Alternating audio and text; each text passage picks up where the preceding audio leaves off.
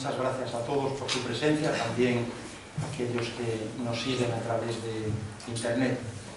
Realmente es motivo de satisfacción el que podamos congregarnos esta tarde para una conferencia. Sí, digo que es un motivo de enorme satisfacción que nos podamos congregar para esta conferencia que dará David Azpiazu. Y yo estoy encantado de ver que hay muchas personas en el salón, asturianos, salenses, que me visitan, algunos por primera, y esperemos que no sea la última. Esto, como es bien sabido, es un proyecto ya centenario que se retrotrae al año 1881. Es una casa regional muy antigua, la más antigua de todas las que hay repartidas por el mundo, que con mucho esfuerzo, como cabe suponer, pues hemos llegado hasta este año, 2022, y esperamos proyectar la institución, y en definitiva lo que es esta peculiar síntesis de Asturias, que es la casa de todos los asturianos y de todos los amigos de Asturias, proyectarla, digo, hacia el futuro, otros muchos años. Pero para eso se precisa también ese entusiasmo que pretendemos irradiar, que pretendemos contagiar, y bueno, necesitamos ideas, necesitamos apoyos, y necesitamos personas que quieran seguir disfrutando con nosotros, de manera que no se olviden, no os olvidéis de que aquí hay un pedacín verdadero de Asturias en Madrid que nos llama y que nos necesita y que cuenta con todos nosotros. No son tiempos para que descuidemos estos aspectos, porque muchas veces ya vemos lo que acontece con las discordias, con las divisiones, y Asturias, pues siempre leal a su propia historia y a su vocación, pues tiene que seguir agitando la bandera de ese norte referencial de unidad y de compromiso y de acción valiosa en todos los sentidos. De manera que muchas gracias por venir, por acompañarnos.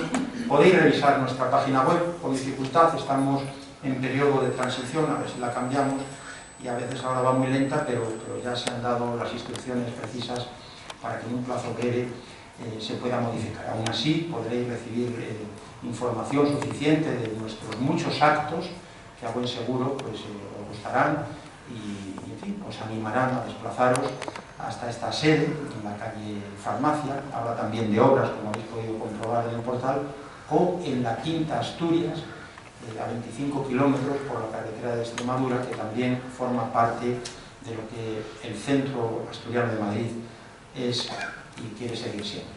Muchas gracias, singularmente Faustino Fernández Miranda, que nos acompaña. Es una satisfacción de verte, ya lo sabes, que te apreciamos siempre y contamos contigo, y bueno, es una alegría que estéis muy bien y con ese entusiasmo. Y muchas gracias a todos, por supuesto a los directivos, Tino, Pepe Alba, Maxi, que no sé dónde se ha metido ahora mismo. Aquí está. También a Marta, a Andrés, a Pilar y a todos. Disculpadme, Sergio, que también le veo allí en la distancia, en fin, a todos, aunque algunos obviamente no me sé el nombre.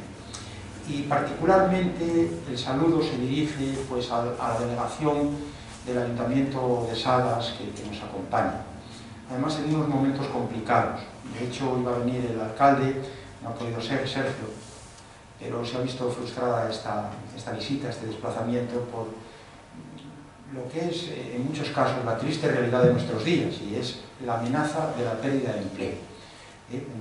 Concretamente con la fábrica de Danone, si no he visto mal en la prensa, y deseamos que esto se encauce de la mejor forma. De hecho, pude ver que en las últimas horas pues se está planteando la opción de vender a una empresa viable y solvente, a ver si eso permite también que la empresa siga siendo viable, efectivamente, y con ella pues, los puestos de trabajo, la actividad y la dicha para todos, ¿no? Así que nuestros mejores deseos para Salas y nuestro agradecimiento en concreto pues, a la teniente de alcalde y concejala de Cultura, Ana Pérez, que nos acompaña. Muchas gracias por venir hasta Madrid, este Madrid que ya empieza a ser caluroso. Esto es lo que nos trae este tiempo primaveral y no digamos en el verano, ya lo sabréis. De manera que todavía Asturias está más activa siempre, en todas las ocasiones, más en el periodo estival.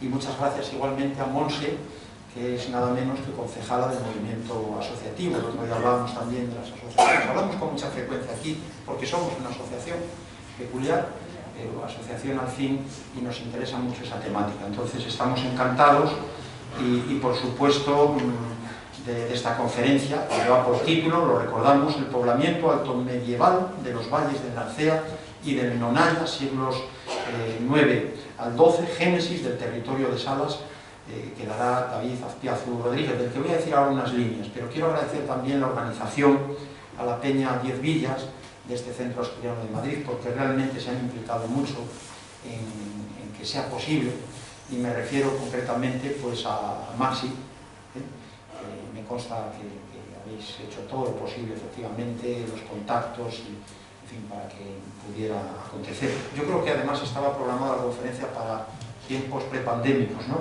Y luego se suspendió justamente, o pandémicos en sus inicios. De manera que muchas gracias.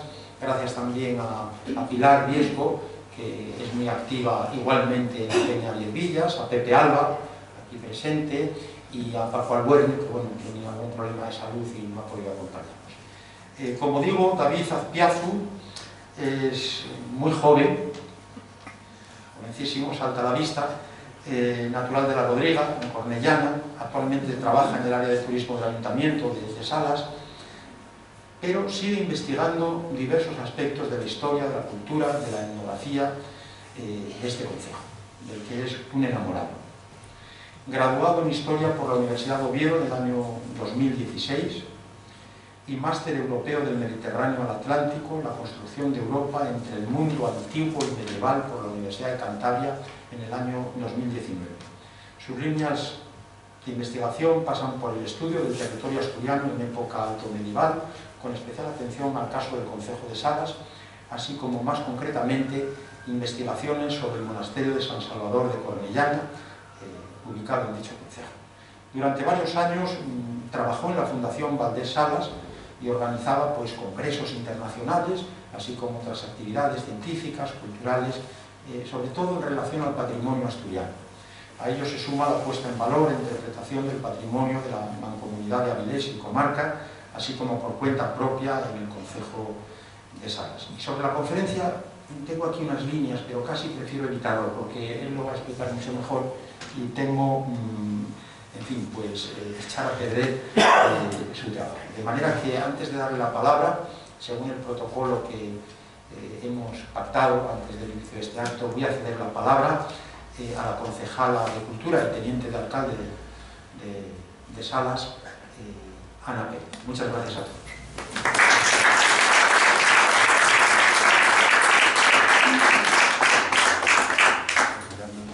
Bueno, buenas tardes a todos y a todas. Lo primero, pues como decía Valentín, disculpar la presencia, bueno, la falta de la presencia del alcalde Sergio Hidalgo, pero bueno, pues concretamente, como seguramente todos los presentes habéis visto ya en prensa, pues la semana pasada nos llegaba la fatal noticia del cese de actividad de la fábrica de Danone. Por lo que Sergio durante todos estos días pues está en diferentes reuniones con consejerías, con comercio, con diferentes cosas para intentar no revertir esta situación, porque hay que ser realistas y es muy difícil, pero sí intentar pues que se solvente de la mejor forma posible. Evidentemente esto es una situación muy difícil, añadida a la situación que un concejo como Salas ya tenía, por la que estamos pasando durante los meses de atrás, con comunicaciones y demás, y que llega pues como un mazazo muy importante para una zona como es Salas, a la que todos conocéis. Así que bueno, espero que entendáis que Sergio en estos momentos está en otras cuestiones y no puede estar aquí hoy. Sí que es cierto que, y así lo quiero transmitir en su nombre, que está muy agradecido de que se pueda organizar esta conferencia, de que precisamente traigamos el nombre de Salas a este centro asturiano, que para nosotros es un orgullo y es un honor poder estar aquí. No, el honor es nuestro, de verdad. Y yo personalmente estoy encantada de poder acompañaros, de poder estar en este centro asturiano. Os agradezco enormemente todas las actividades que realizáis, el seguir promoviendo Asturias, nuestras tradiciones, nuestra cultura, Salas, que es el concejo al que yo represento y al que amo y al que espero que bueno, le lleguen buenos tiempos. Y por supuesto acompañando a David, que además de compañero ahora mismo del ayuntamiento, es una persona a la que admiro por su tesón y por su trabajo, y que estoy segura que es una de las personas que mejor nos va a explicar y nos va a dar a conocer la historia de Salas. Así que muchísimas gracias a todos y reiterar nuestro agradecimiento por la invitación para estar aquí. Gracias.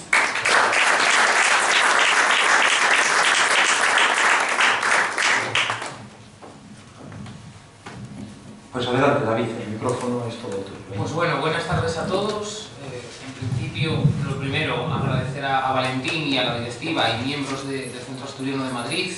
Como ya hablamos, la pandemia nos fastidió un poquitín con estos 2 años de retraso, pero por fin podemos hacer esta actividad.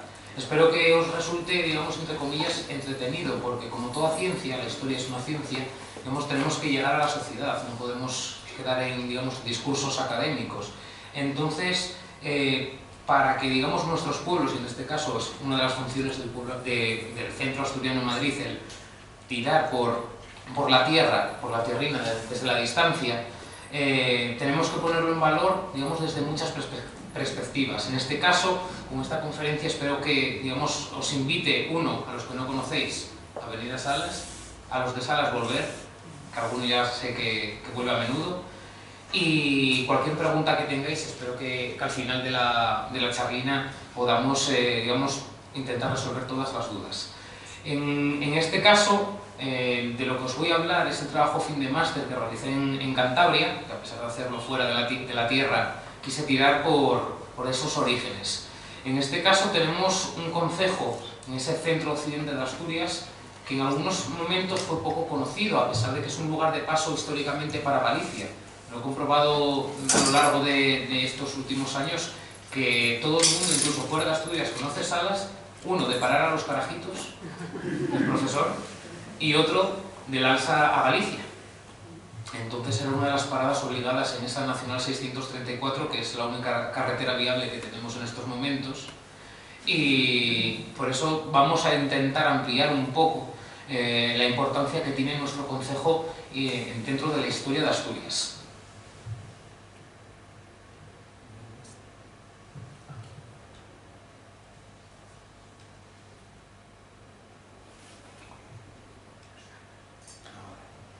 Bueno, cuando quise investigar la historia de Salas, me centré sobre todo en época altomedieval, os dijo Valentín, esa cronología de los siglos 9 a 12, porque me parece un periodo, aparte de, digamos, de poco estudiado, muy interesante, porque no deja de ser en muchos de los casos de la formación de muchos de, en este caso el poblamiento, de la tierra que tenemos a día de hoy, de muchos de nuestros pueblos. En este caso, uno de los principios que quería constatar es desde qué momentos están poblados, en este caso el concejo de Salas, o lo que hoy llamamos concejo de Salas, si ha habido una continuidad, cuándo han aparecido ese poblamiento y por qué toda, digamos, la acción humana desde diferentes perspectivas, cómo ha moldeado el paisaje y en definitiva el paisanaje, digamos, a su antojo. En este caso, ¿cómo, digamos, llegamos a esas conclusiones? ¿Cómo podemos hacer una investigación buena? Pues lo primero, una investigación muy interdisciplinar, que en muchos momentos, digamos, de nuestra historia, digamos, se ha olvidado, o que intentamos trabajar de manera autónoma, y debemos evitar ese tipo de trabajo. ¿Por qué? Porque tenemos muchas fuentes dentro de las pocas, para estas épocas, valga, digamos, este error de muchas y pocas fuentes, y principalmente van a ser la arqueología, tanto, digamos, con las cartas arqueológicas de las que disponemos en Asturias desde más o menos desde los 80, 90, que convendría actualizar, también he de decir, como la propia documentación. ¿Qué pasa? Para estos siglos iniciales de la Edad Media tenemos una documentación muy parca, tanto para el concejo de Salas como para el resto de concejos asturianos. A partir del 12 es cuando comenzamos a tener, digamos, una documentación mucho más prolífera. Y luego también tenemos que tener mucho cuidado, tanto, digamos, los que nos gustan estas cosas como dentro de la ciencia, porque la documentación medieval, esta cronología, va a sufrir, digamos, una pequeña alteración en el siglo XII con un obispo que tenemos en Oviedo, el obispo Pelayo, que con la intención de mantener el poder de la mitra ovetense va a intentar, digamos, mejorar la documentación existente. Entonces, en muchos casos hay que coger la documentación con pinzas, pero generalmente nos están hablando de realidades que en ese momento se constatan y que pueden venir de mucho anteriormente. Y luego otros, digamos, dos tipos de fuentes que en muchos casos se olvidan. La toponimia es uno muy importante y las fuentes orales. Es decir, todos creo que hemos preguntado en casa siendo pequeños a los abuelos. Y es una de las fuentes de conocimiento que hemos tenido siempre en casa. Antiguamente, digamos, era la persona, digamos, destacada que transmitía el saber de la antigüedad o de los antepasados a los integrantes de la familia. Y en este caso, esas fuentes orales y esa toponimia es esencial. Hasta los momentos actuales y de los últimos años en los que están triunfando las concentraciones parcelarias para, digamos, intentar combatir ese minifundismo que tenemos en Asturias, yo creo que somos todos de Asturias o tenemos alguna vinculación y sabemos de lo que estamos hablando. Unas parcelas que siempre lo decía a las visitas allí en Salas, que a veces no entraba ni el tractor y a veces no entraba ni el buey. En las zonas de veiga, los longueros, tiras muy estrechas, vaseras, que llamaríamos en otras zonas de España. En este caso, esa toponimia es muy rica y nos puede llevar a pensar en qué pasaba antiguamente o qué pasaba anteriormente en esos sitios. De ahí es uno de los puntos fuertes, digamos, de meterme en este berenjenal, en muchos casos, de investigar esta cronología. El preguntar en casa por qué se llaman así las fincas o los pueblos.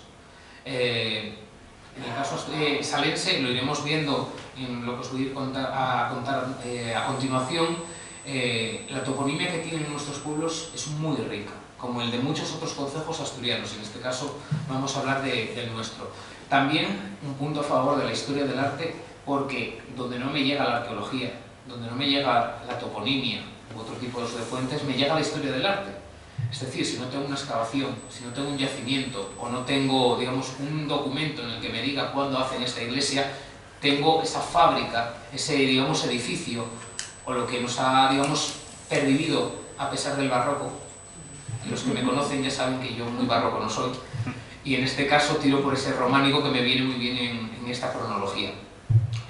¿Qué contexto nos vamos a mover? Daros cuenta que en estos siglos estamos, digamos, formándonos. Comienza esa pujanza de lo que conocemos como el reino asturiano, con ese arte único, como es el prerrománico asturiano, que seguramente todos o muchos de vosotros conocéis, y que en el caso de Salas tenemos un ejemplo muy notable, que es una de las últimas iglesias del prerrománico asturiano, como es San Martín de Salas.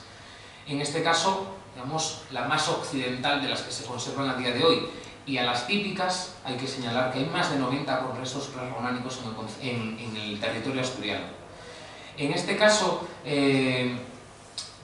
vamos a avanzar hasta esa evolución de ese reino asturiano, con todos sus vaivenes, en el que va a trasladar su corte a León.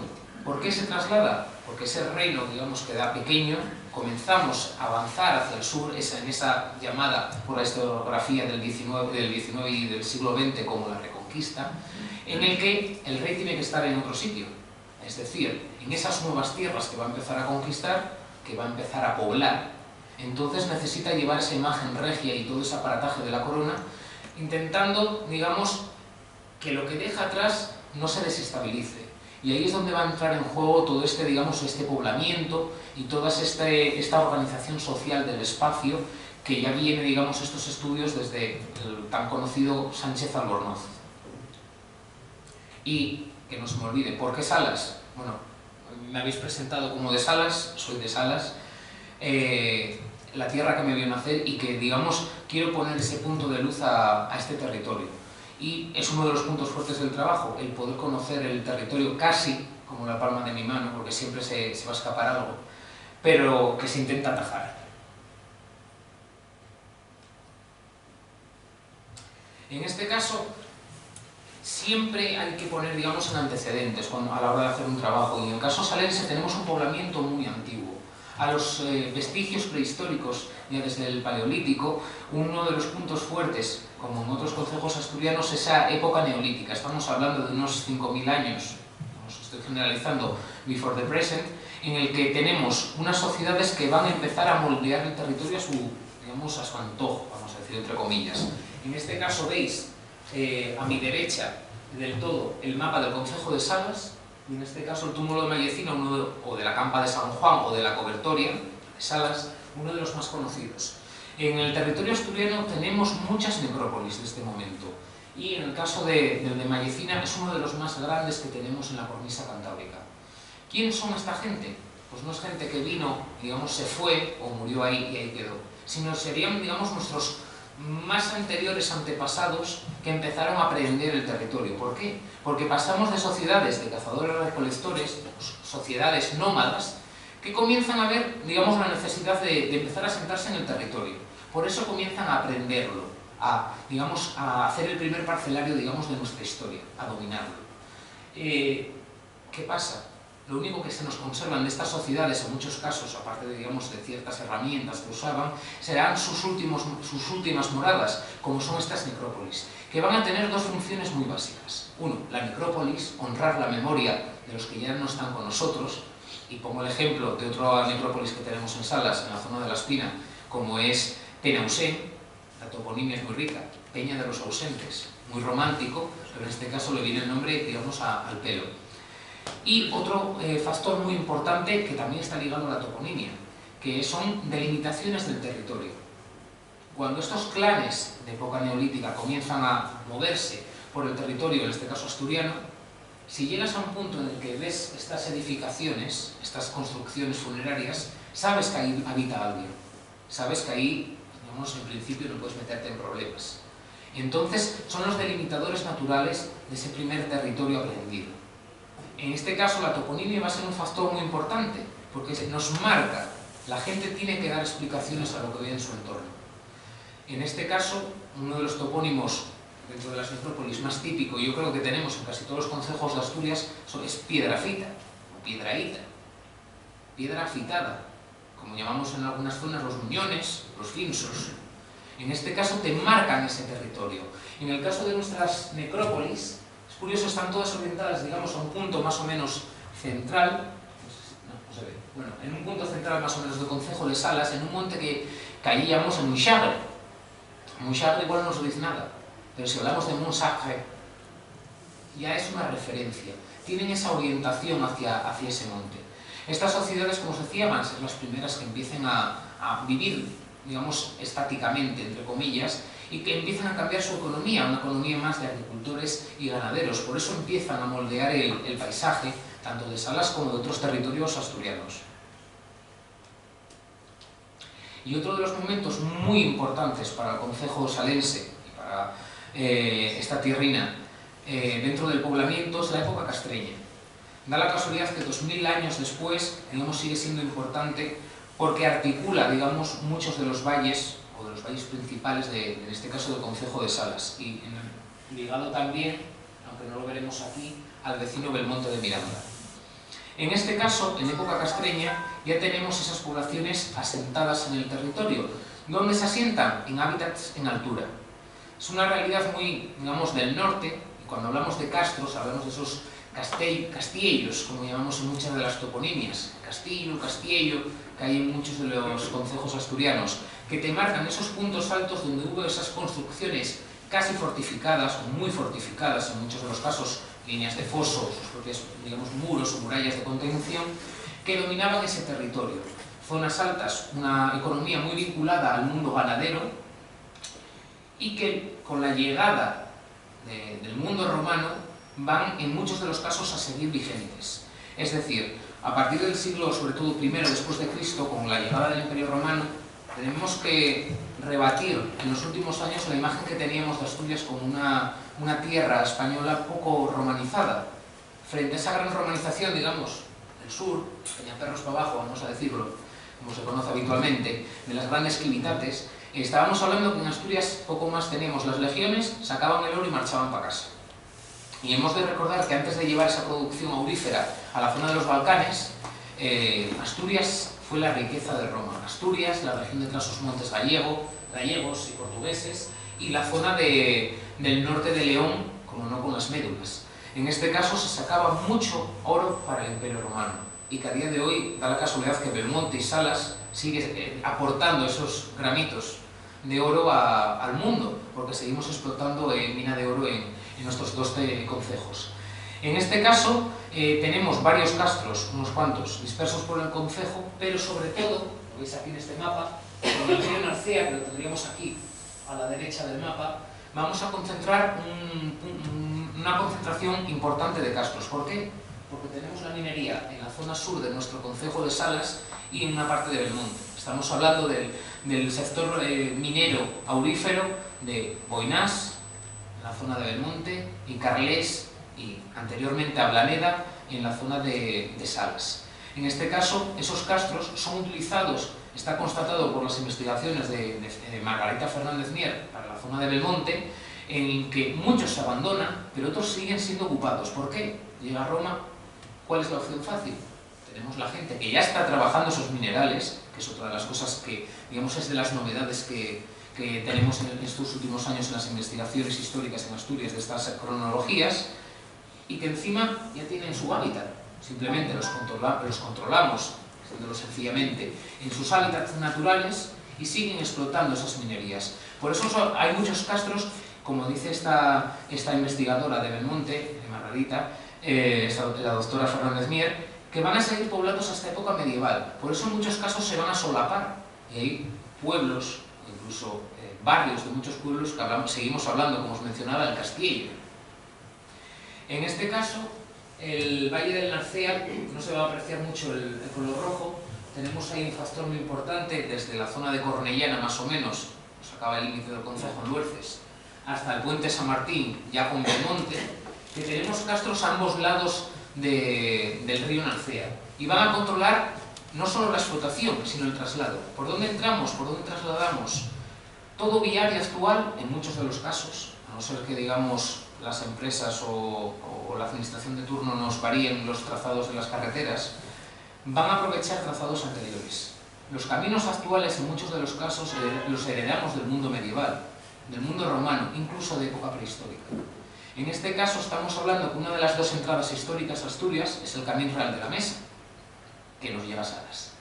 En este caso, por Quirós, Grau, nos aparece por el Fresno, en la zona alta del concejo de Grau, y va a penetrar por donde veis aquí más o menos el 10, hacia esta zona del este del concejo de Salas, por el valle de Doriga, bajar por las casas del puente hacia Cornellana, hacia Salas, que sería enlazando el camino primitivo de Santiago que conocemos todos, y que conectaba en época romana con Flavium Avia.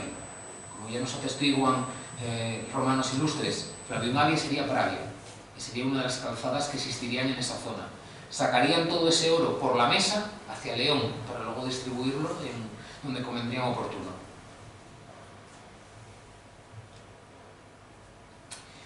En este caso, quise articular el concejo de Salas. Tenéis aquí todos situados, por si alguno no sabe dónde está, si no, como os decía, os invito a venir. Somos esa puerta de Occidente, que es nuestro emblema, digamos, actual, y estamos en un sector tanto próximo al mar como a la playa, y en un cruce perfecto de caminos.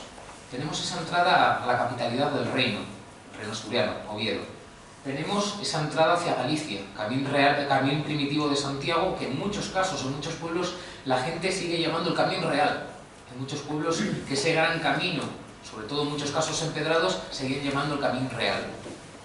La conexión con Castilla, en este caso con Castilla y León, como es el Camino Real de la Mesa. Y una conexión con la costa bastante cercana, vamos, Pravia, Soto del Barco, y en un momento estábamos en la línea de costa. Entonces, en este caso, el territorio de Salas lo tenemos muy bien situado. A la hora de hacer este trabajo, digamos, debemos evitar presentismos, en el sentido de que las fronteras actuales son muy volubles. Son muy volubles en el sentido de que hace 2 siglos, un siglo y pico, muchos pueblos se cambiaron de concejo. En el caso de Salas lo sufrió la zona de Cordovero, una zona de Malleza, que pasaron a Pravia algún pueblo, y en otros concejos también hubo ese cambio de pueblos. En nuestro caso, intentamos explicar esa formación del concejo de Salas con las fronteras actuales, pero teniendo en cuenta que no tienen por qué ser en este momento. ¿Cómo llegamos al concejo de Salas? Uniendo un puzzle. Por un lado tendríamos el sector este, que sería el coto monástico de Cornellana. Sería un coto bastante grande. Estamos hablando de unos 50 kilómetros cuadrados. Desde la zona a la que nos enfrentamos, donde acaba el río Narcea, en la zona de Luerces, hasta el puente San Martín, y más o menos hacia la zona de Villazón. Estamos hablando casi cercano a Salas, casi al centro del concejo. Tendríamos también el coto de Soto de los Infantes, la zona sur del concejo. El coto de Labio, que compraron sus vecinos en el siglo XIV en la zona oeste. Y, como no, la villa y pola de Salas, porque aunque se nos haya cargado, digamos, se nos ha caído ese epíteto de pola, Salas en su momento fue otra de las polas asturianas y como tal aparece en la documentación, la pola de Salas de Anonaya, del río Anonaya. En este caso, tenemos la suerte de que Salas va a ser importante dentro de ese aparataje de la monarquía astur. ¿Por qué? Porque estamos en una zona de conflicto y de, digamos, como dice el doctor Calleja, un territorio bisagra.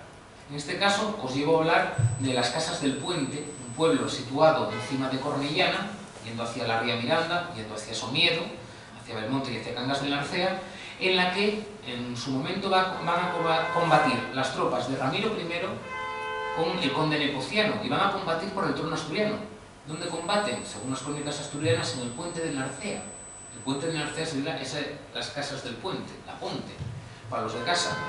En este caso, va a actuar de zona de frontera de la zona de influencia de Ramiro, que sería la central de Asturias, con esa corte en Oviedo, esa capitalidad en Oviedo, con la zona de influencia del conde Nepociano, más tirando, digamos, hacia Galicia, con ese occidente asturiano.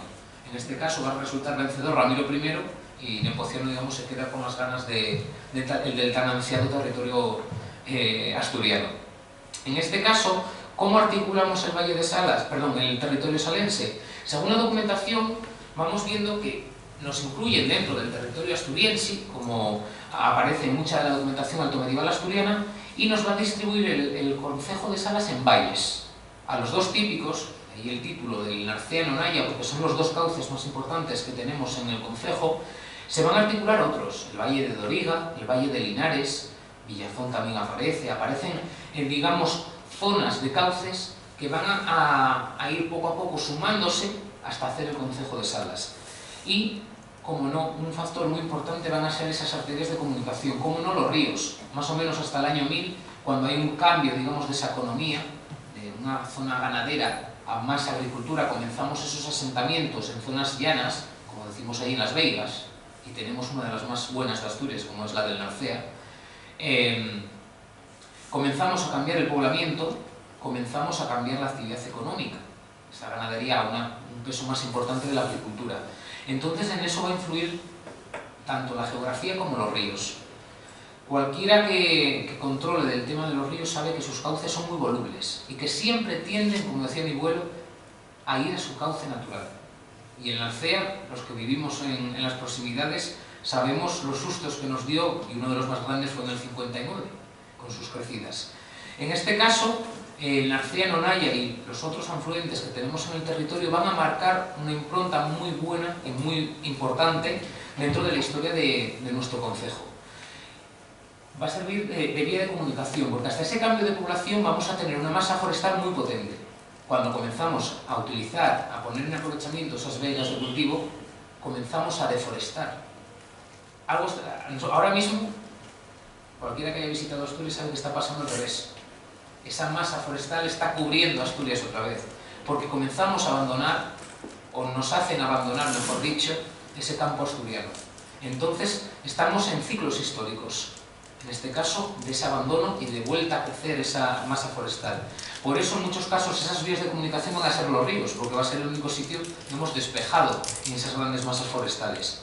Y otro factor muy importante que enlazo con la cronología de este trabajo es esa montaña vaqueira. Salas, como otros concejos del occidente asturiano, está dentro de esa comarca vaqueira y va a ser parte del ADN de nuestra tierra y de nuestro concejo. Los vaqueiros es una parte de la sociedad histórica que tenemos en Asturias, conjuntamente con los xaldos y los marnuetos. Marnuetos, zona de costa, xaldos más estáticos y los vaqueiros, zona más aislada, zona de montaña. ¿Por qué estuvieron despreciados durante mucho tiempo? Por esa itinerancia que tienen, esa transhumancia. Como decía Jovellanos, alzan sus moradas al calor de las estaciones, de San Miguel a San Miguel normalmente, distinguiendo las brañas de verano de las de invierno. Sala sería braña de invierno, por ser zona más benigna para el clima, y el puerto sería la de verano. En este caso, lo que va a ser muy importante, particularmente para mí, porque es donde mejor se conserva el parcelario. Cualquiera que suba, y os lo recomiendo, a la zona de Cueva, Hidarga, Buspol, en la zona de La Espina, el parcelario es perfecto. Los muros de tierra de las fincas se conservan intactos y ese poblamiento está, salvo las casas modernas de los 50 hacia adelante, está la braña, tanto el hábitat como la cabaña del pastor, está intacta. Entonces es la mejor huella que tenemos de ese parcelario. En este caso, ya nos hablan de brañas en la documentación altomedieval, y a las explicaciones míticas de descendencia visigoda, de gente aislada, podemos constatar que existen, digamos, más allá de época moderna. Y en este caso, que se, digamos, dedicaron a otra economía, que no es la agricultura, en este caso la ganadera, y en muchos casos fueron arrieros. También porque son despreciados, porque la Iglesia no los puede controlar, y si no pagan diezmos, pues tenemos que, digamos, apartarlos un poco de la sociedad. Y porque, como a día de hoy funciona en cualquier pueblo asturiano, ¿y tú de quién es? Tú llegas a un pueblo y enseguida te sacan la filiación, hijo de casa no sé qué, o nieto de. En este caso, a un vaqueiro, en ese momento, cuando acudía a estos pueblos ya más asentados, no lo podías controlar, porque no le conoces la filiación, entonces te daba cierto reparo, entonces no confiabas en esa persona. Entonces van a ser despreciados también por ese motivo, y por eso se conservan a día de hoy dos iglesias, en este caso la nuestra, La Espina, y en San Martín de Luiña, una piedra con una inscripción a la entrada de la iglesia: de aquí no pasarán aquellos vaqueros de alzada, porque eran considerados menos que no bautizados, y eso que tenían una religiosidad muy potente, pero como no se podía controlar, había que marcar esas distancias. Entonces, digamos, en este mundo nos vamos a mover, en esas arterias naturales, tanto de ríos como de los propio espacio natural, esos valles en los que se articula Salas y esa montaña vaqueira, que va a ser muy importante. En este caso, ¿cómo empezamos digamos, a colonizar el espacio, a articular ese espacio social del concejo de Salas? Sobre todo nos va a aparecer en la documentación estas divisiones: las vilae, las ecclesia monasterio, que van a ser, digamos, una terminología muy distinta, y las hereditates. Las hereditates serán más pequeño, vendría a ser, digamos, nuestra parcela, nuestra finca o nuestra casa con huerta. En el caso de esta terminología para esta época, tenemos que cogerlo con muchas pinzas. Las vilae, podemos hablar tanto de un poblamiento, de una célula de poblamiento, como de una explotación independiente, digamos, el poblamiento intercalar. En este caso, para el caso asturiano, va a ser una cédula de colonización de poblamiento, es decir, lo que conoceríamos hoy en día como un pueblo. Entonces, donde nos aparezcan esas vilae, comenzamos a tener en la documentación asentado, digamos, un pueblo con un nombre. Por lo que hemos visto en esta investigación, con el trabajo, por lo general se conserva casi el 100% del poblamiento que aparece en los siglos 9 a 12. En algún caso cambia la consagración de las iglesias, que es muy típico a partir entre el 12-13, y algún pueblo que puede tener otra denominación, pero que conservamos en la microtoponimia, otra fuente muy importante. En el caso de las iglesias monasterios va a ser también muy indistinto, porque en este caso estamos hablando de una realidad que es muy imperante en el territorio medieval del momento, en la península ibérica, como son las iglesias de propios o en régimen de herederos o monasterio. Como no tenemos ley de primogenitura o de mayorazgo, cuando morimos se nos parte el pastel. Por eso tenemos ese parcelario tan pequeño en Asturias, porque vas partiendo entre todas las herencias que vas haciendo, tus hijos y estos a los suyos. En este caso, estas grandes familias que dominaban el territorio van a donar sus propiedades a una entidad, a una iglesia o un monasterio, que son los que van a usarlas para mantenerse, y va a ser la salvaguarda de ese patrimonio. En este caso nos van a aparecer muchos. El ejemplo más claro y conciso va a ser, que lo mencionaremos posteriormente, el monasterio de Cornellana, y os mencionaré más de él. En este caso veis ese tamaño que tiene el concejo de Salas, y que se va a articular sobre todo ese poblamiento, por eso el título, en el valle del Narcea, que sería esta zona de aquí, y el valle del Nonaya, por la zona centro del concejo de Salas, hasta verter sus aguas en Cornellana al río Narcea. Y otro de los factores importantes para el trabajo va a ser que, digamos, el uso de un método retrospectivo. tenemos una cosa muy buena, y es que en Asturias podemos saber cuándo se forman las parroquias, porque más o menos 1385-86 tenemos un paisanín en Oviedo, en este caso don Gutiérrez de Toledo, obispo de Oviedo, que lo que hace es, en el libro Becerro de la Catedral de Oviedo, hace la nómina parroquial. Entonces, a día de hoy, cualquiera de vosotros podéis coger vuestro concejo de origen y buscar qué parroquias existen en el siglo XIV en ese territorio. Para mi caso, quise utilizar esa nómina parroquial del concejo de Salas para saber qué hay constatado en el siglo XIV y si tiene, digamos, relación o continuidad con el poblamiento que me aparece o con esa realidad del poblamiento y de las iglesias que tenemos anteriormente. Porque las vilas es poblamiento de hábitat, pero las iglesias, mejor dicho, monasteria, no solo van a ser de vida religiosa, sino es otra forma de explotación del territorio. Cualquiera os acordaréis del típico de diezmos y primicias. Pues en ese momento va a ser otra forma de trabajar y de dominar ese territorio. En este caso, en el concejo de Salas, vamos a tener un poblamiento muy potente que tenéis marcado en azul los concejos que me van a... Perdón, las parroquias del siglo XIV y actuales, mejor dicho, que me aparecen en la documentación hasta el siglo XII. Las que no están marcadas en azul no es que no tengan, es que no se nos ha conservado. Entonces puede ser que no haya, o que no hubo nunca, o que se haya perdido. En este caso, tenemos de las 28 parroquias en las que se divide el concejo de Salas, 22 las tenemos en la documentación altomedieval. 6, una sobre todo de muy reciente creación, muy reciente, ya tiene un siglo y pico, como es Miera Millera, que está incrustada en el concejo de Belmonte. Las demás nos aparecen en esa documentación altomedieval. Entonces, ¿nos está reflejando una realidad? La documentación nos puede, digamos, engañar, pero lo que está claro es que en la zona del corredor de Narcea, cualquiera que acuda a día de hoy, el poblamiento que tenemos es un poblamiento muy altomedieval, porque los pueblos están abigarrados, están conectados a la iglesia, sobre todo para aprovechar las parcelas, sobre todo en esta geografía asturiana que tenemos a veces un poco dura.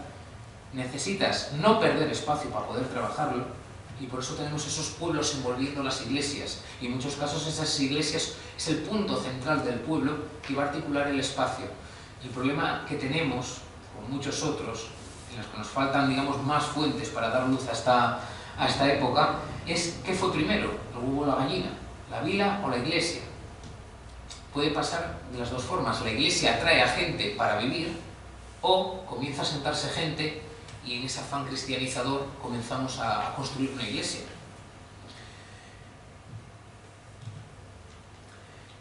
Seleccioné de las 22 parroquias que me aparecen en época altomedieval, seleccioné unas poquitinas para no aburriros mucho. Si me paso de tiempo, paradme. Y ya sabéis que, vamos, los que me conocéis, puedo tirar hablando mucho rato. En este caso, una de las primeras, que además alfabéticamente coincide, es la villa, en este caso, la parroquia de Alaba. Alaba está vinculada al río Narcea notablemente, veis aquí en el mapa que lo tenemos ahí casi en el piquín sur del concejo de Salas, y en este caso se cumple lo que os estoy diciendo de esas construcciones abigarradas, muy concentradas, y salvo una casa, a día de hoy las demás, digamos, voy a decirlo entre comillas, daría el pego de construcciones medievales, porque etnográficamente es un pueblo de libro y tiene unas construcciones de piedra que, digamos, denota esa imagen medieval que podríamos atribuir a este poblamiento.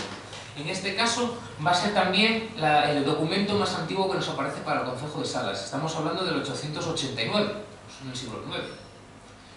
Tenemos a Gonzalo y a Tayelo, tío y sobrino, presbítero y diácono, que lo que hacen es una donación para la iglesia de Alaba, que la tenemos arriba del todo del pueblo, que es una lista general, en la que donan su patrimonio para salvaguardarlo. Estamos hablando de una comunidad de propios, un régimen de herederos, una iglesia. Y estamos hablando que nos aparece de tres formas diferentes. La vila de Lava, estamos hablando de Alaba, quizá aparece con su propio nombre, una comunidad que seguramente sería esa gente, hoy llamaríamos monjes, que se harían cargo de ese monasterio o iglesia, y estaríamos hablando de la iglesia de San Esteban de Alaba. ¿Qué pasa? Se llama Santa María. En este caso, en esta parroquia tenemos un cambio de advocación, que a partir del 12-13 va a crecer el culto mariano, por eso hay muchas iglesias que van a cambiar el nombre. Donde no tengamos iglesia, pensad en la microtoponimia. Hay pueblos que no tienen iglesia, pero conservan un prado de la capilla, el prado convento, el comprado tras la iglesia, aunque no haya iglesia. Entonces nos puedes estar hablando de una realidad, digamos, anterior.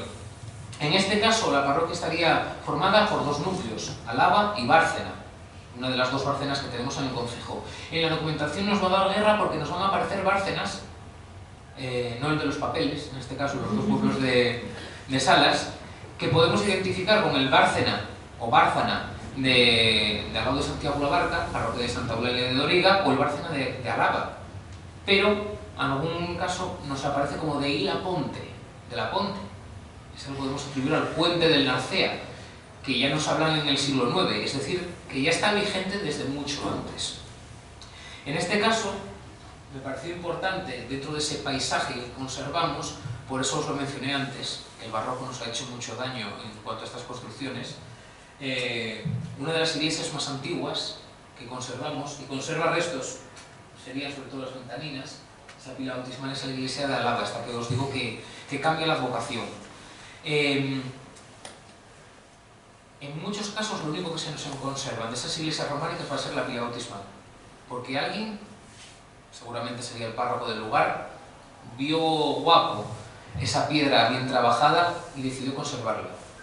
En muchos casos, los que no tengáis en los pueblos pilas bautismales guapas, mirad en la zona que seguramente aparece.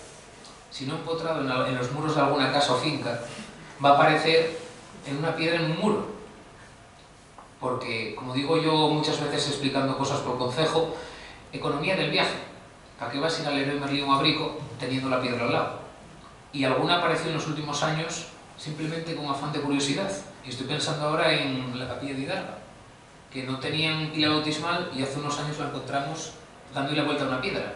Tenía un furaquín y cuando le dimos la vuelta estaba vaciada perfecta. Entonces, en los sitios que los conservamos, pervive todavía, digamos, ese uso hasta nuestros días. ¿Cómo no? No puedo dejar de hablar, cuando hablo del concejo de Salas, de la tierra que me dio luz, que es Cornellana. En este caso tenemos uno de los ejemplos más destacados que tenemos en el concejo, como es el monasterio de San Salvador de Cornellana, que seguramente muchos de vosotros conozcáis. En este caso es un pedazo de todo salense y de todo nativo de Cornellana, pero también es fruto de muchas lágrimas. Cualquiera que haya visto la prensa, ya no digo los últimos años, sino los últimos 30 años, sabrá que el estado en el que se encuentra es muy fastidiado. Y me estoy mordiendo mucho la lengua, ¿eh? ¿Alguno de vosotros estuvo en Cornellana? Bueno, el de Cornellana que no me conteste. No, pero lo estoy preguntando en serio. Sí. ¿Y estuvisteis dentro del monasterio? No. Sí, estaba cerrado. ¿Eso que os lleváis? Porque dan muchas ganas de llorar. Sí, pero por fuera estaba cerrado. Pues imaginaros por dentro. En este caso, no os estoy hablando de una construcción de Calatrava o de Niemeyer de hace 4 días.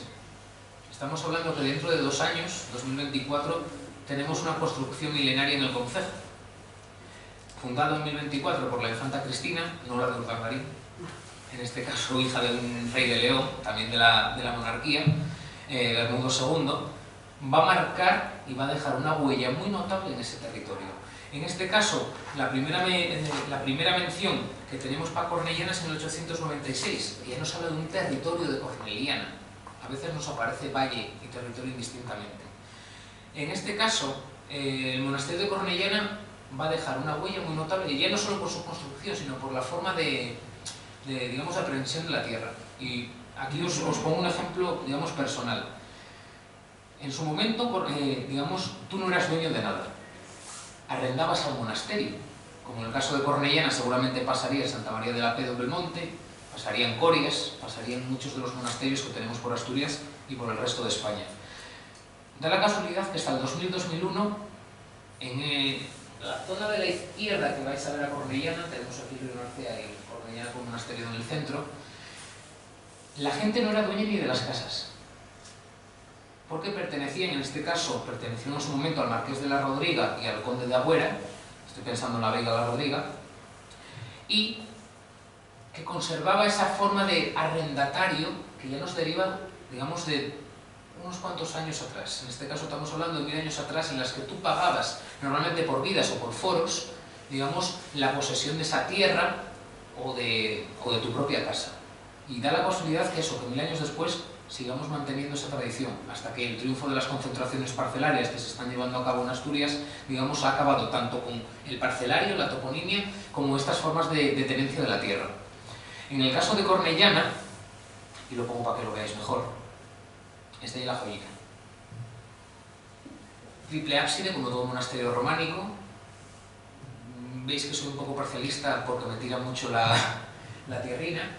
Y todavía conserva esa parte embrionaria, frente, que me perdonen los de Cangas, frente a ese nuevo hacer de Cangas que tuvieron la mala buena suerte de que se les quemó el monasterio y lo levantaron nuevo. En el caso de Cornellana hablo, como me dijo una vez un turista, un 1000 hojas histórico. ¿Por qué? Porque tenemos un pedacín de todo. Hojaldre, crema, y conservamos desde la primera parte de ese monasterio hasta lo último. O como le digo yo a la gente, cuando tienes dinero, ¿en qué lo gastas lo primero?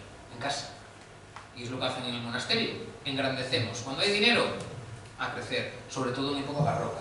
Entonces conservamos esa parte antigua, como sería la primera planta de esa torre románica, la que tenemos atrás, el triple ábside, y luego partes del claustro. El claustro original románico era mucho más pequeño del actual. ¿Qué pasa? Tenemos dinero, aumentamos la casa, barremos.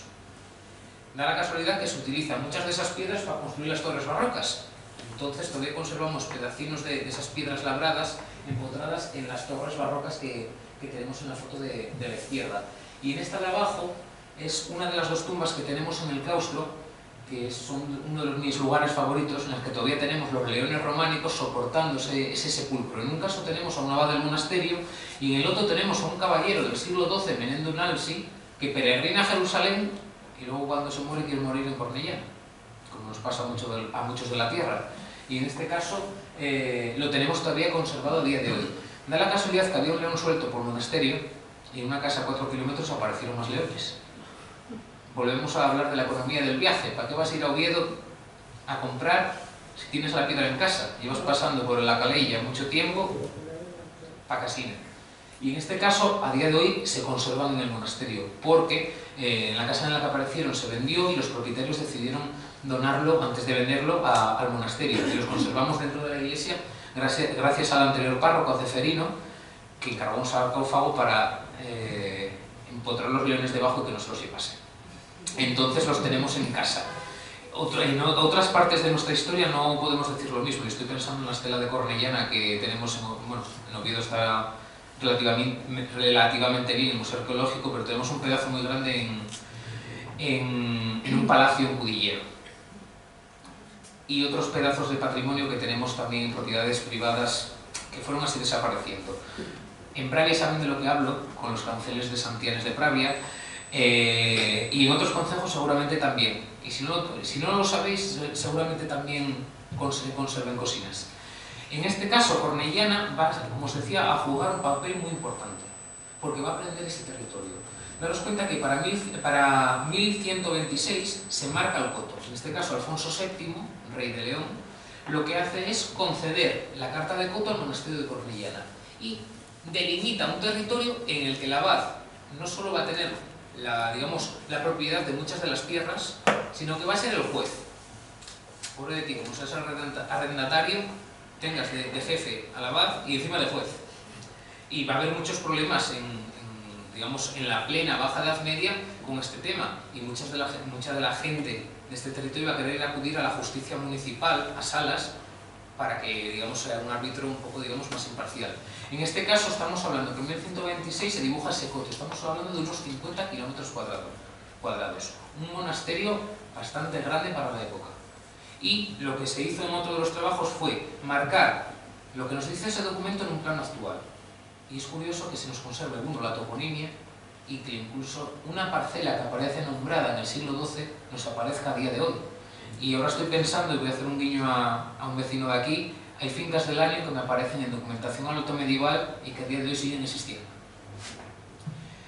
Del año y también de Villamar, ya que lo digo de paso. En este caso, Cornellana va a ser eso, fundamental. Le va a llevar problemas con Salas porque esos 2 focos, Salas-Cornellana, distan unos 7 kilómetros.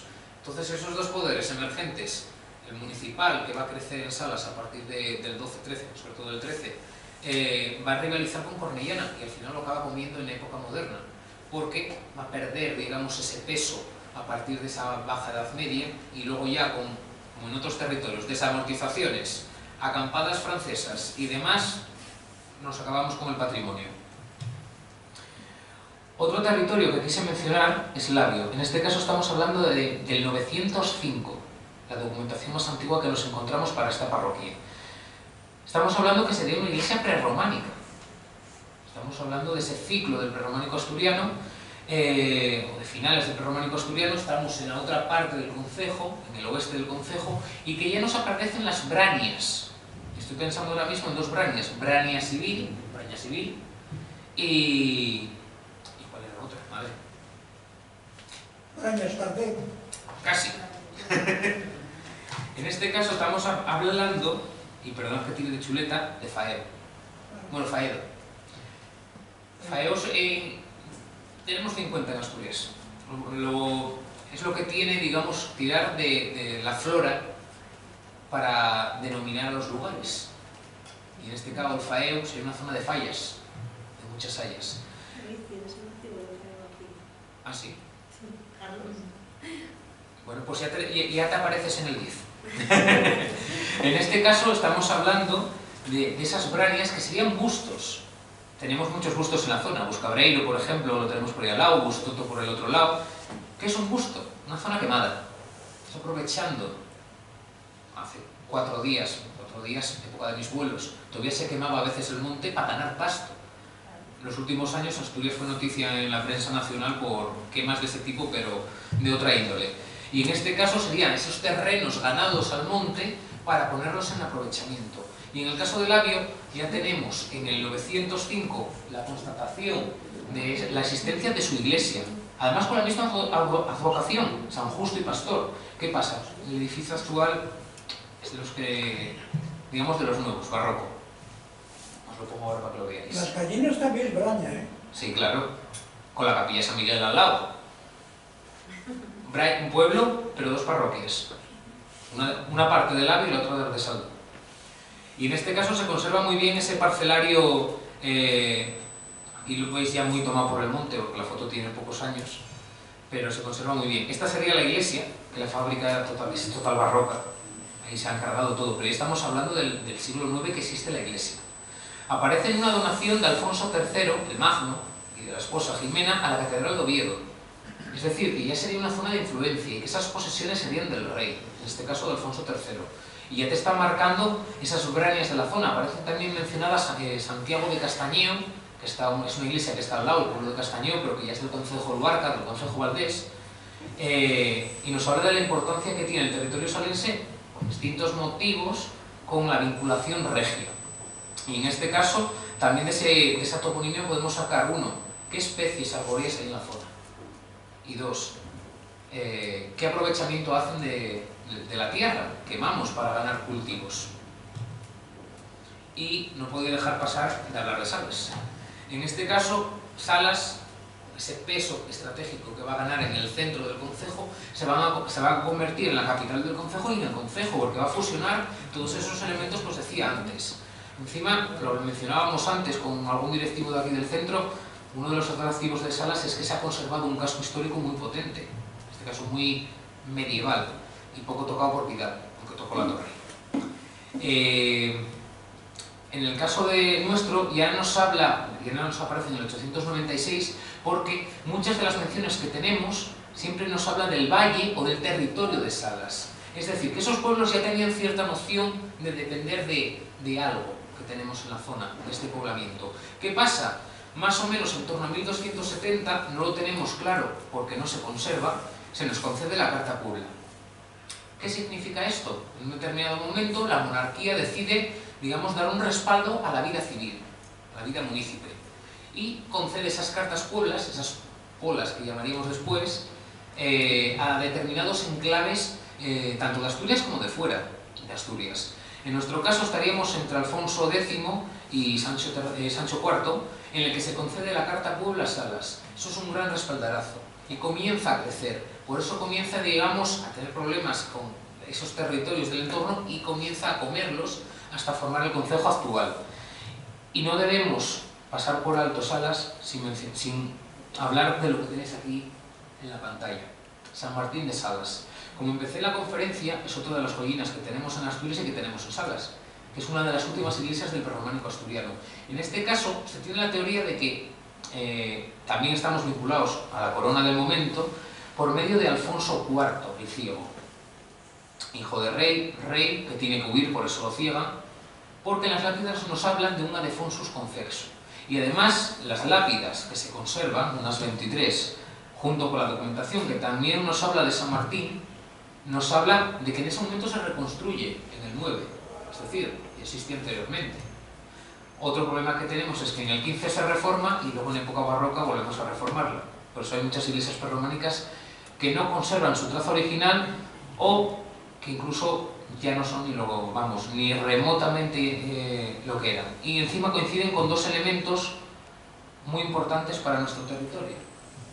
Esto que tenemos verde aquí, aparte de San Martín, que es el Teixo de Salas. Tendremos dos, el centenario y el milenario. Daros cuenta, esta zona son mausoleos. Hay tantos mausoleos pegados a la iglesia como al tejo, porque se ha sacralizado. Es decir, normalmente se habla del Teixo al lado de la capilla. Vamos a hablar al revés. La capilla al lado del tejo. ¿Por qué? El cristianismo se difunde, perdonad que me vaya por las ramas. El cristianismo se difunde sobre todo por el mundo urbano romano. En el mundo rural va a tener, digamos, un arraigo más difícil. Entonces, como no se pueden cargar esas tradiciones anteriores, que a día de hoy en muchos casos se conservan, y escuchando a mi abuela materna de la zona de Valdés, todavía escuchabas cosas que eran un amestado, como decimos en la zona, entre, digamos, cristiano, pagano, no sabíamos muy bien cómo definirlo. Santa Bárbara no solo se ponía una vela a Santa Bárbara por las tormentas, echabas algo al fuego, mezclabas ahí un poco de ritual de todos los lados. En este caso, como no puedes cargarte esos cultos anteriores, los asimilas. Es de lo que se habla del sincretismo. Muchas de las festividades que tenemos a día de hoy beben de unas anteriores, que se van a solapar y se van a, digamos, a maquillar y adoptar. Y en este caso hablamos del tejo. Lugar especial porque es donde te reúnes con los antiguos y encima con el cementerio al lado. Conectas esos dos mundos, el de los vivos y el de los antiguos. Das validez, digamos, a las tomas de decisiones. Tirando un poco más lejos, cualquiera que haya visto Asterix y Obelix con los druidas en torno a los tejos, sabrá de esa importancia que tiene ese árbol especial. Y aquí se cumple. En el caso de Salas, aparte de esa mención reiterada al territorio de Salas, os quiero leer, porque para mí es importante y para esta historia es importante, la mención esta del 896 nos habla de una estrata pública y de una vía pública. Es decir, en el 9 que tienes, ya no voy a decir una carretera nacional, pero ya tienes un camino que además nos habla que va de Luerces, que viene de Luerces y va a Salas. Es decir, ya estás conectando, que sería una parte camino primitivo de Santiago y otro lo que llamaban camino real de carretera vieja de la Pravia, solaparía mucho, digamos, este camino. Y estás hablando que esa forma de denominar lo público estaría relacionada, digamos, con esa monarquía del momento o con los poderes locales que intentarían, digamos, mejorar el tránsito en esa vía. Y lo otro que os quiero mencionar, porque también es muy importante, es el castillo de Salas. La fábrica actual es de la Torre del 14, castillo, la Casa Solar de los Valdesalas, 15-16, pero ya en el 12 nos hablan de un castelo antiguo. Y aquí con esto Salas y Cornellana, porque el conde refundador de Cornellana va a ser Suero Bermúdez, la esposa, la condesa Anderquina, y en el caso de Salas, el castillo va a ser de Suero. Urraca, en la carta de Salas, se suele llamar así, concede el castillo de Salas y las posesiones de alrededores al conde Suero Bermúdez, que dentro del occidente asturiano va a tener unas posesiones, para que os hagáis una idea, desde Cabruñana hasta Leo, casi todo el occidente asturiano. Y en este caso, las posesiones de San Martín, se habla normalmente de los términos antiguos y sus adyacencias, cuando se habla de estas iglesias, se van a solapar posteriormente con las del castillo. Y simplemente mencionaros los términos. Su jurisdicción iría per Silvam Lutosa. Tenemos en Soto los Infantes a Silva. Por Santa María de Sameo, Santa María de Artesaldo. Por Pena de Andar, en este caso no lo encontramos, pero seguramente estaría por la zona de Alaneda Godán. Nos hablaría de un castro en Celorico. que posteriormente se menciona como Pozum de los Moros. Ablaneda, fijo. Minería romana. Tenemos el Pozo Fullaricos, que sería también parte de ese entramado minero desde la Espina hasta Ablaneda para la ruina Montión. Y Baraba nos marcaría, digamos, un territorio en todo el Valle de Salas bastante potente, que solapan, como os decía, San Martín y el propio castillo de Salas. Y en este caso se me va de cronología, pero no dejáis de visitar Salas porque tenemos una joya manierista, del Renacimiento italiano, como es la tumba del fundador de la Universidad de Oviedo, de Fernando Valdesalas, en la colegiata de Santa María la Mayor, que la veíais aquí en el centro del pueblo. En este caso estamos hablando de una de las joyas de la corona. Es decir, tenemos aquí en Madrid, estamos hermanados por muchos sitios, San Lorenzo del Escorial, las tumbas de Carlos y Felipe II de Austria, de Pompeo y Leoni, pero también lo tenemos en Salas. En este caso, Pompeo y Leoni va a hacer para Fernando Valdesalas su última morada, como es el mausoleo que tenemos, maravilloso. Hablo con poca modestia porque, bueno, la casa tira. Y en este caso que merece mucho la pena visitar. Y que va a ser un respaldarazo también para Salas, porque este hombre no solo va a fundar la Universidad de Oviedo, sino que se convierte en una de las personas más importantes, tomando la villa y corte de Madrid, ya que estamos aquí, como punto de partida de ese poder de la España del momento. Mano, digamos, derecha de Carlos y Felipe II de Austria, Carlos I, estamos en la península, inquisidor general del reino, presidente del Consejo de Castilla, arzobispo de Sevilla, y va a barrer mucho para casa, como todo buen asturiano, como todo buen salense. Y en este caso va a hacer, aparte de la universidad, va a hacer mucho más por la vida asturiana.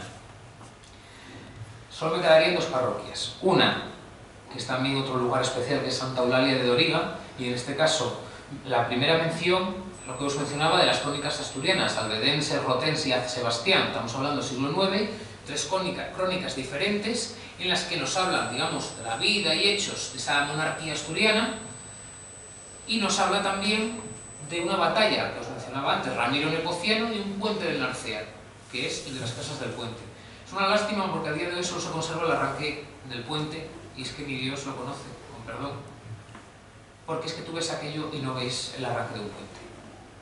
Todavía hace pocos años, y mi padre, por ejemplo, lo tiene en la memoria, se conservaban los pilares o los arranques de ese puente cruzando el Narcea hacia Rondelo, hacia la otra margen de la orilla del río Narcea.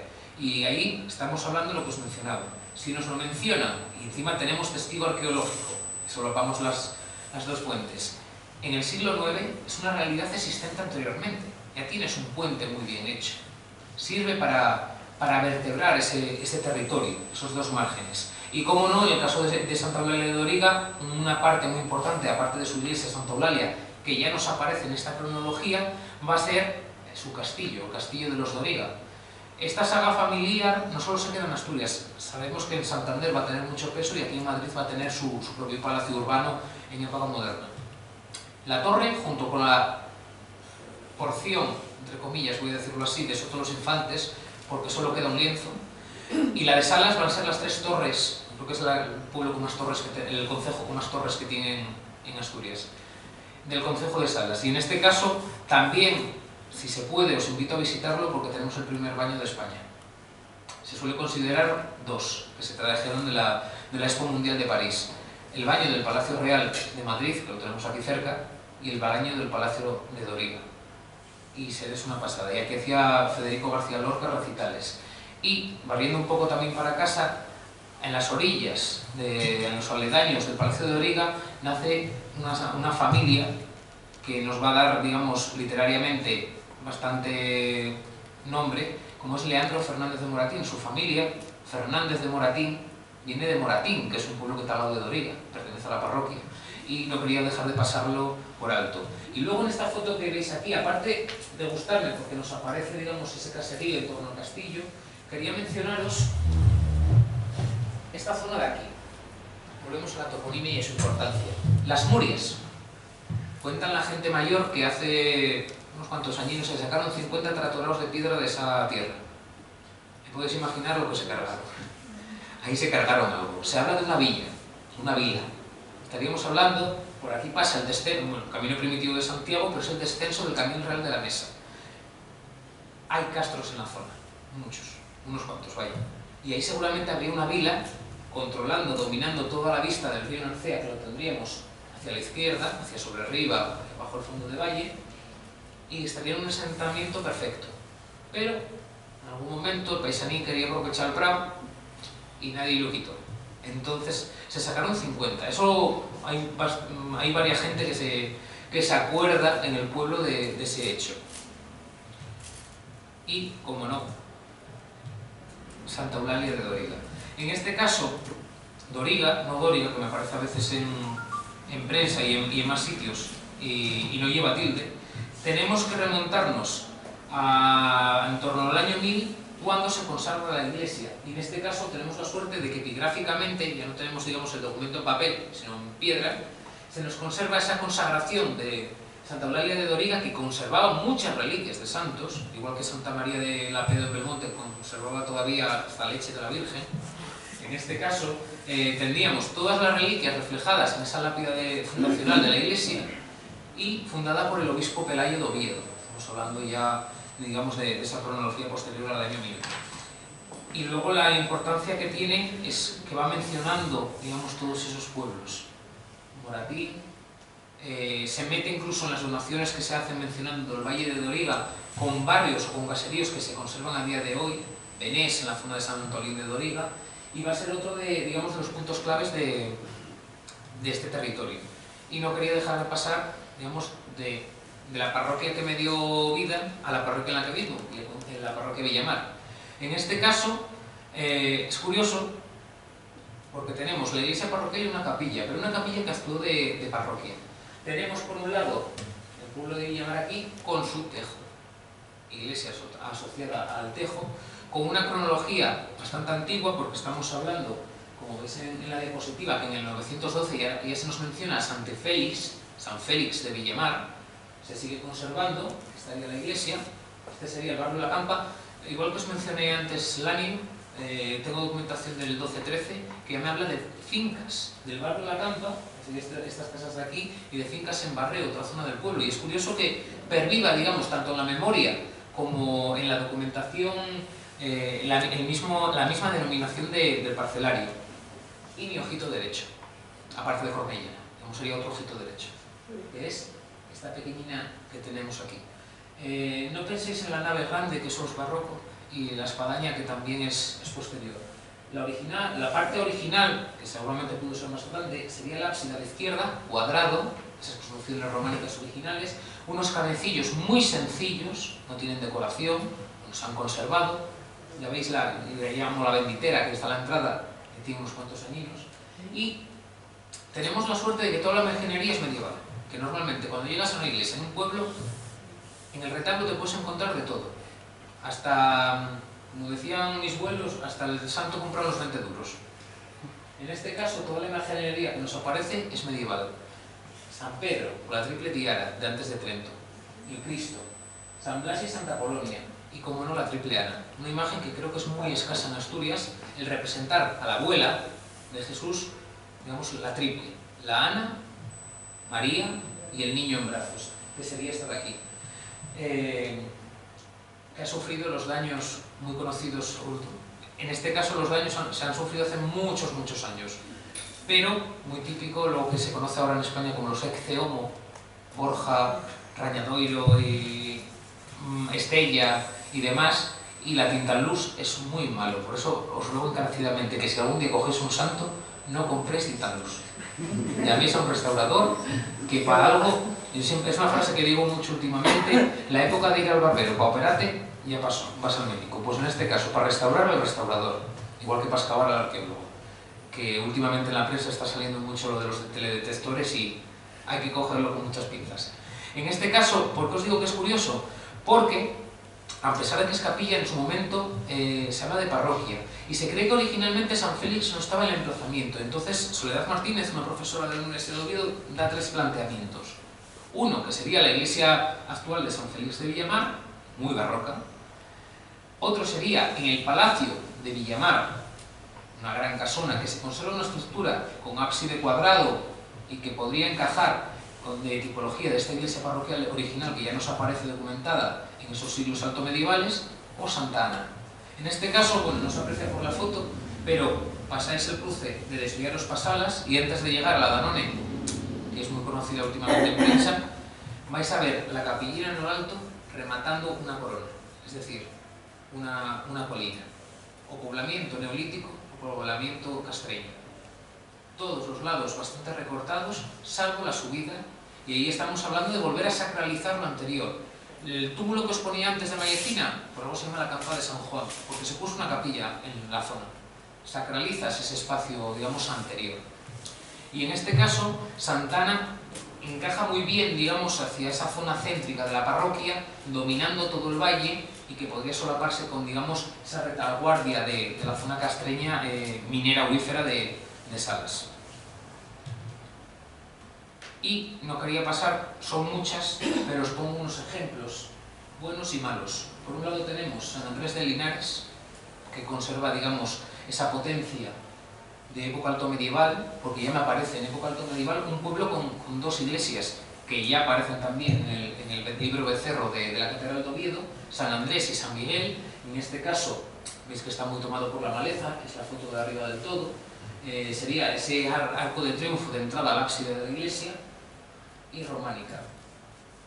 Una pucada es el de la mano grande, como lo llamo yo coloquialmente, San Esteban de Doriga, otra iglesia que conserva, digamos, prerrománico la pila bautismal, y en este caso el arco de triunfo, con los capiteles, y nos aparece ese Cristo, digamos, con la mano levantada. San Juan de Godán, yo puse uno, no sé, ese hombre sujetando el tejado de la iglesia, es canecillo, pero conserva varios, incluso alguno pintado de blanco. Quien pintó la pared y dijo, hasta arriba, para que no destaque, pero se conserva, así que bienvenido sea.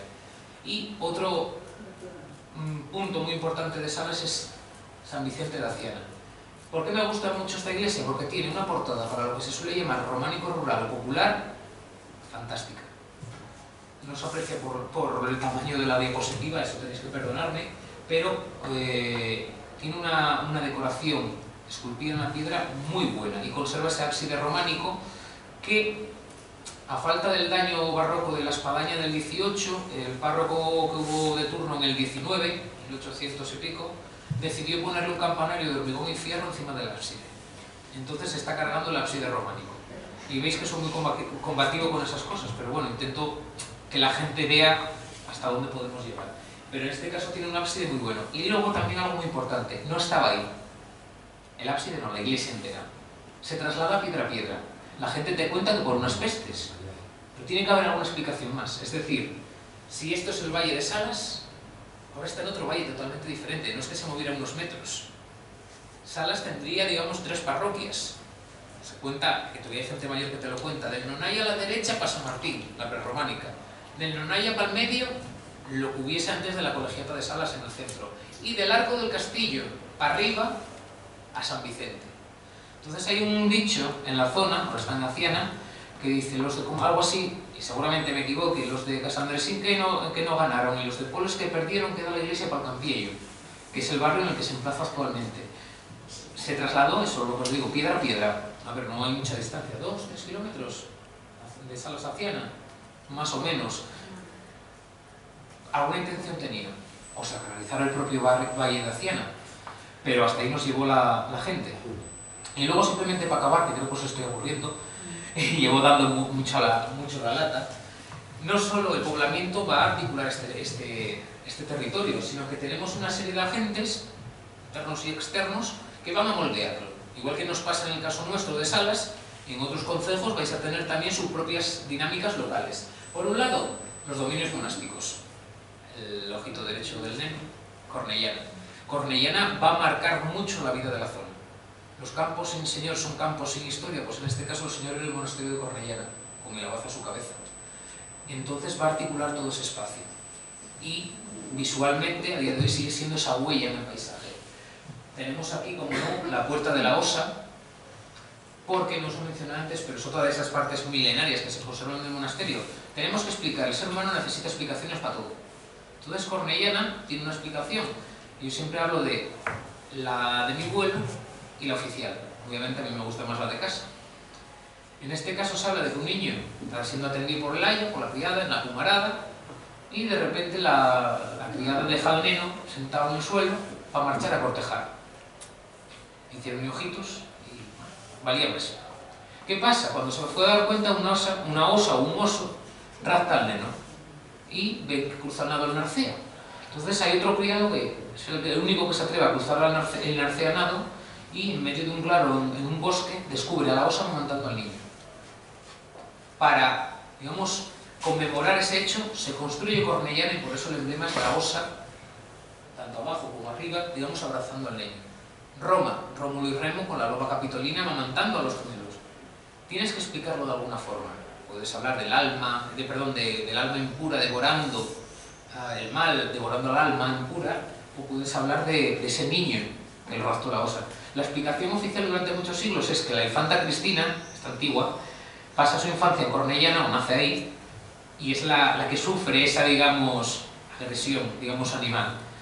Que luego, además, va a ser la que funde Cornellana, documento de 1024. Ella junto a una devota, una sierva suya, que se van a refugiar en este caso en el monasterio de Cornellana. El referente en Asturias es Las Pelayas en Oviedo. En este caso, Cristina no nace en Cornellana, pero obtiene Cornellana por matrimonio. Ordoño, su esposo, hijo también de rey leonés, es el que, digamos, le cede esas propiedades. Por eso sí va a pasar, digamos, su vida de inserso, vamos a decir, el venidor de Cristina va a ser Cornellana, pero nos va a dejar esta construcción. Cómo no, el obispado de Oviedo, en este caso la catedral de Oviedo, la almendra ovetense, va a marcar mucho la zona. Pelayo, este obispo que os decía, va a intentar atar bien el poder de la mitra con sucesivas donaciones. Por eso hablamos muchas veces de documentación real o cierta, interpolaciones y documentos que hay que coger con pinzas porque no sabes si lo inventó de lleno o simplemente copió uno anterior para proteger ese propio documento.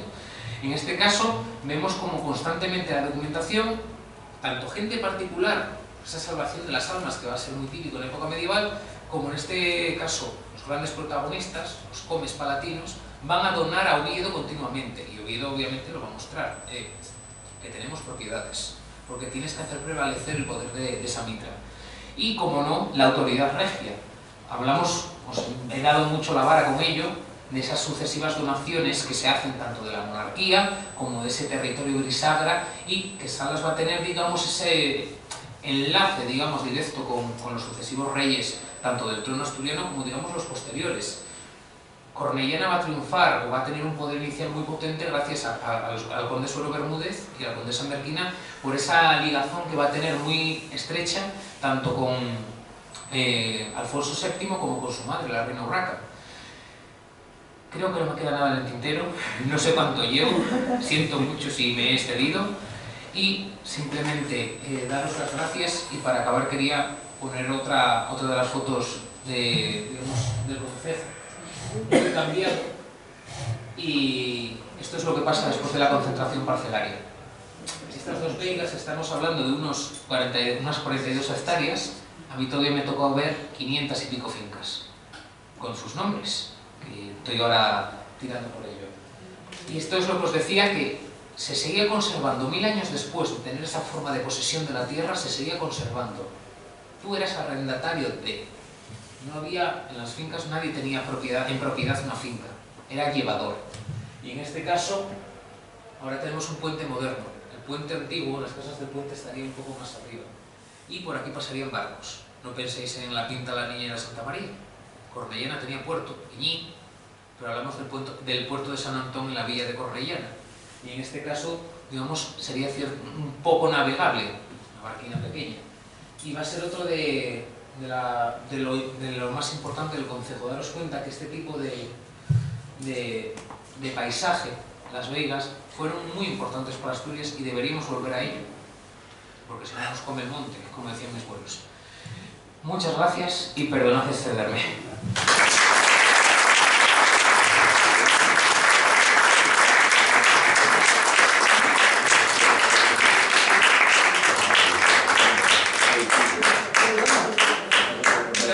Me hubiera encantado que tuviera don Juan Velarde aquí escuchando esto, porque don Juan Velarde... ¿Lo conozco? Sí, eso, bueno, ya los pobres no quedan más que orejas. No, es verdad, es verdad. Pero escribe todavía mucho. Y con esta muy bien. Sí. Bueno, pues está, pero bueno, es que no más hablar de solas, se me hace la boca. Esto aquí es como anécdota. Yo tengo una imagen de Velarde que vino a, no sé si era un premio o algo a Salas. Llegó, no sé, sí, me parece que fue eso. Llegaba a la Casa de Cultura, las escuelas viejas a Salas. Y estaba con el chofer en el coche y tal. Y como todavía no empezaba el sarao, le dijo al chofer: denme una vuelta por la villa que quiero ver cómo está. Y lo vi con el coche rodando una vuelta a Salas para ver que no haya cambiado mucho en su ausencia. Es que una vez a José Manuel, el alcaldero, vino aquí, se lo dije, y digo, pero bueno, ¿por qué no dice algo a Juan Velarde? Coño, que él tiene que ser de izquierda, tío, ¿qué coño tiene que ser de izquierda ni derecha? Es un personaje. Miembro del Consejo de Estado en su momento, del Consejo de Economía. Yo siempre me dijeron que hay un salense metido por todos los lados. Igual que en el Centro Asturiano de Belmonte. Otra cosa que han hablado de la Doriga. Yo conocí a don Valentín Andrés Álvarez. Por ahí viene la mención a Federico García Lorca. Era muy amigo de Valentín Andrés Álvarez, de Corujedo, y por eso se hacían esos recitales en el Palacio de Doriga. Y es uno de los grandes profesores que tuvo Asturias, Valentín Andrés Álvarez. Y de los dos hijos, Valentín y Juanín. Juanín era más amigo mío porque era casi un poquitín mayor que yo. Luego me lo perdió. Me dio una realidad. Bueno, a lo mejor en tiempo ha sido mucho. Me parece sí. A mí me ha parecido muy corto. Porque lo conoces muy bien, sabes muy bien lo que querías decir, ha sido muy fluido y ha sido encantador. Y en cuanto a eso de que la iglesia se cambie de lugar, la de mi parroquia en Cangas de Narcea se cambió piedra a piedra porque un arzobispo de Oviedo que visitó la parroquia en los lugares vio dónde estaba, que era el último pueblo de la parroquia. ¿De qué parroquia eres? Naviego, San Vicente de Naviego. Y entonces dijo que había que centralizarlo porque hay un pueblo allá arriba en las montañas, que para ir desde allá a Naviego eran casi 3 horas. Sobre todo, subir, bajas. Esas son realidades que hace, a mí ya no me tocaron, pero hace, ¿qué? 40, 50 años seguían vigentes. Quiero decir, a mis vuelos les tocó, vamos, los de la cronología de mis vuelos, estamos hablando ahora de 80 para arriba, les tocó a gente de esa época, pueblos que para ir a enterrar tenían que cruzar un valle entero, las 2 montañas y llegar. Estoy pensando ahora, por ejemplo, que se decía que de Soto los Infantes había que subir toda la montaña para llegar hacia la Espina, hacia la Pereda, para enterrar. Claro, ponte eso nevando, Cangas de Narcea. Entonces, claro, ahí sí que tendría una cierta lógica, digamos, el... Y en aquellos tiempos nevaba. Digo, aquellos Nevaba. tiempos, cuando yo vivía, nevaba. Porque ahora no nevaba casi nada, ¿no? Y es que ahora van los coches a todos los pueblos, a todas las aldeas llegan los coches. Pero entonces el que no tenía un caballo tiene que ir andando. El tractor que hay es la yunta de bueyes. Sí, claro, exactamente. El que tenía el buey podía vivir un poco mejor.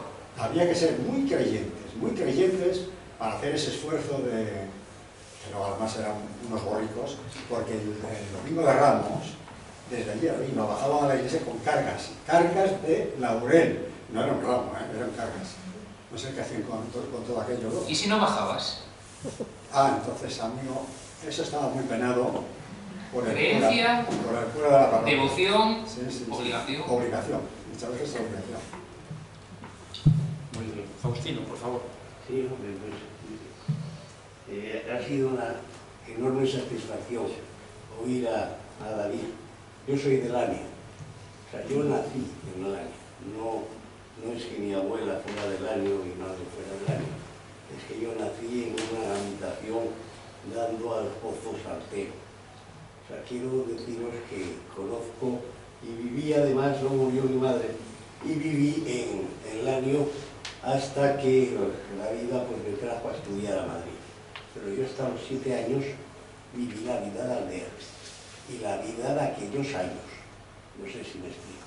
Desde entonces, luego a partir de ahí ya, la vida fue por otros derroteros y mis inquietudes intelectuales fueron por otro lado, pero la historia la tuve siempre muy presente.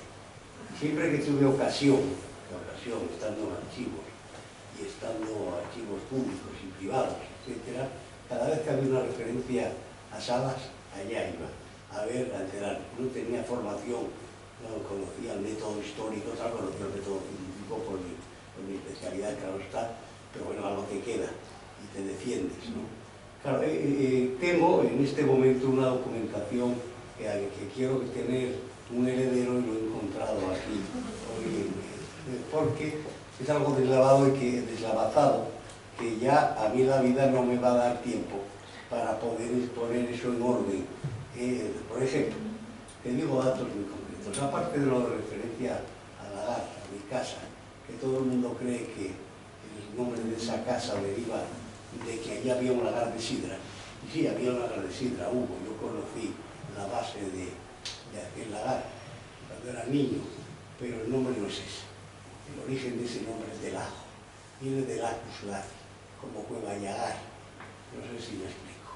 Es decir, el lagar no era lo que es ahora la casa, que todavía queda nada más que la casa que es de mis hermanos y mí. Entonces, la historia de esa casa, bueno, la tengo totalmente documentada hasta el siglo XIV. Donde está el monasterio de Cornellana, están todas estas historias que has contado perfectamente, y no quiero aburrirles a ustedes con el protagonismo de David. Pero lo cierto es que tendría mucha pena que esto se perdiera. Tengo un sobrino que también le pero más por la vida de la genealogía y de otros temas. En cambio, yo estoy más apegado a lo que tú estás apegado, que es a la toponimia de las fincas. Eso es un elemento fundamental para que la historia no se nos vaya entre los dedos. No sé si me explico. Entonces, si se quiere tener una concepción correcta, privada de cualquier polémica, lo cierto es que seguir los nombres de las fincas es algo impresionante. Yo esto, y pongo como ejemplo lo que les acabo de decir del Yagar. El Yagar, usted hace hablar del Lario, tú conoces el Lario perfectamente. Yo hablé con todos los del Lario que quedaron pasmados. Siempre creyeron que había, como había además, hubo, que por cierto los lagares antiguos del siglo XVII y XVIII eran de vino, no eran de sidra hasta el XIX. Eso también había que precisarlo. Las toponimias de el propio pueblo del Lario, la Viñuca, la Viñona, etcétera, está hablando de que hay todavía en el condado, es otra finca que hay lindando con San Bartuelo, quedan vides silvestres, de una villa que hubo ahí que con la riada del 59 se malogró todo, hoy día es un barrial, como decimos ahí. Bueno, en fin, yo únicamente sin darte las gracias por tu intervención, científicamente perfecta, pero has sabido llegar y exponer lo que creo que deseabas. Enhorabuena. Nada, simplemente decirte que dentro de eso que estás diciendo, un nombre muy guapo que siempre me gustó y el camino de bajar del área cornellana. ¿Cómo se llama? Sí. ¿Sabes? Sí, de la pesquera, dices. Sí, pero ¿cómo lo llama la gente del área? Sí, porque ahora mira, ya la memoria, tú sí se me ha ido. El camino de Perellao. No, el Perellao era la finca de mi abuela. Y el camino también. ¿Y no es por Perellao? Yo allí tengo merendado toda la vida. Fíjate tú la memoria. Pues hay un plano que igual conoces. Si no, lo podéis buscar en Pares, en el portal de Archivos Españoles, que muestra las defensas que hace la Casa de Doria y el monasterio de Cornellana del Narcea, esa volubilidad que tiene el agua. Y en este caso nos hace un pequeño plano, lo que sería la Vega La Rodriga, la Vega Rondero y la zona de Cornellana. Por el puente, ya lo situaría aquí abajo, nos marca, sería 1700 algo, espero no equivocarme. Dibuja como unos tablones de madera. Entonces estarían construyendo, o ya va el otro puente, el puente antiguo, estaría totalmente arruinado y ya empezarían a pasar por esos tablones de madera. Y nos marca por el lado de la Rodriga, por la Peña del Cuervo y la Peña de la Señora, marca el camín en tiempos de llena. Y por otro lado, por el camín de Perellao.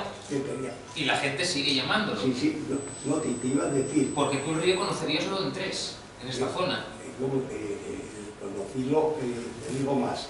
El río cambió totalmente en el 59.